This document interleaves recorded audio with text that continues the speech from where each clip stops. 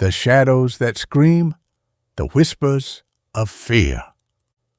The wind swept sand over stones polished by millennia, as if the ancient city were trying to bury its own secrets. Dr. Amara Ndoye tightened her turban against the Sahel's relentless sun, staring at the circular structures ahead. They weren't tombs or temples. They were houses. "See this?" said Dr. Eric Van Holt, pointing to spirals carved into a crumbling wall. "These aren't decorations. They're warnings." Amara ignored his dramatic tone. She knew the Belgian thrived on mysticism over science, but their team needed funding, and the legend of a cursed city lured sponsors. She walked toward the center of the site, where a pyramidal structure stood, so black it seemed to swallow the light. At its base, a well with jagged edges exhaled a chill that prickled the skin even at noon. "No one comes here after dusk," warned Kofi, their local guide, his flashlight trembling. "The spirits of the Nyami walk when the sun dies." "Spirits or hallucinogenic gases?" Amara joked, though part of her felt the weight of the silence. No insects, no birds, no wind, as if the land itself held its breath. That night, as she analyzed samples in her tent, screams shattered the stillness. She ran to the well, where Van Holt lay on the ground, coated in black dust and shaking.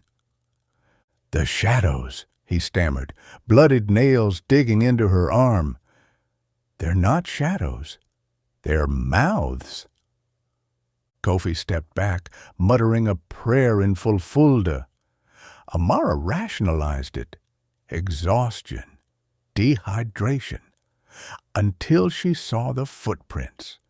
Deep, dragging marks circled the well as if someone or something had paced for hours. But no one else was there. By dawn, Van Holt was gone. Only his journal remained, open to a page scrawled with a phrase repeated until the paper tore. "They feed on fear." Amara's flashlight trembled as she descended into the well. The air reeked of fermented earth and dried salt, as if the place had preserved centuries of sweat. Each step echoed until the sound was no longer hers. "Van Holt!" she shouted, knowing it was futile.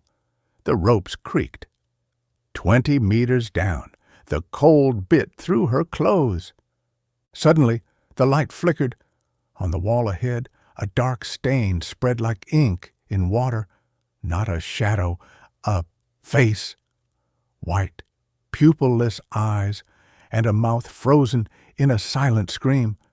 Amara held her breath, but the face mimicked her, as if feeding on her terror.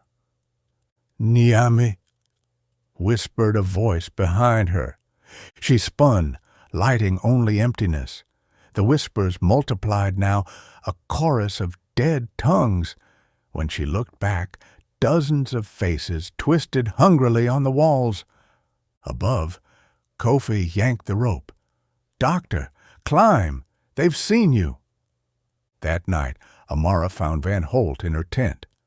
He sat motionless, oozing black sludge from his ears. His journal held new pages written in a stranger's hand. "Shadows are mirrors. Mirrors are doors." Kofi confessed under the threat of a sandstorm.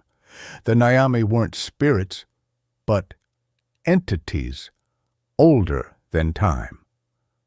The well wasn't a well, it was a mirror, dug by shamans to trap them. "My ancestors fed them nightmares," he said, revealing ritual scars on his chest. But the mirror cracked. Now they hunger for more. Amara didn't believe in demons, but evidence was undeniable. 1. The well's water held particles of an unknown metal reactive to human brain waves. 2.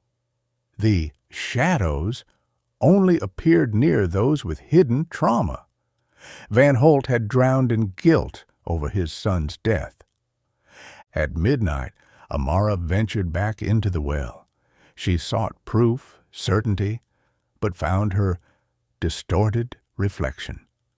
The shadow mimicking her had hollow eyes and a grotesque smile. "You fed us," it said in her voice. "Every night you buried your pain. You made us stronger." When Amara fled, the shadow peeled from the wall and followed. Chaos engulfed the camp. Shadows slithered across the ground, merging with every dark crevice. Van Holt, possessed by the Niami, tried to sacrifice Kofi to the well. Amara fought him with a torch, but fire didn't repel the shadows, it enraged them. In a lucid moment, Van Holt screamed, "The well isn't a prison, it's an altar. They offer our darkness to something greater." Kofi, bleeding, revealed the final secret. The Niami were mere heralds of an entity buried beneath the Sahara. The only way to seal it was to sacrifice one's memories. Amara drank the well's water, letting the Niami devour her pain, her mother's death, her loneliness, her obsession with control. But her sacrifice backfired. The Niami used her body as a vessel, merging with her. In the final scene, a village boy sees Amara on TV, a famed scientist lecturing on neuroscience breakthroughs. Behind her, shadows on the wall form words only he can read. "We'll hunger again soon." The whispers never leave. They wait for you to close your eyes.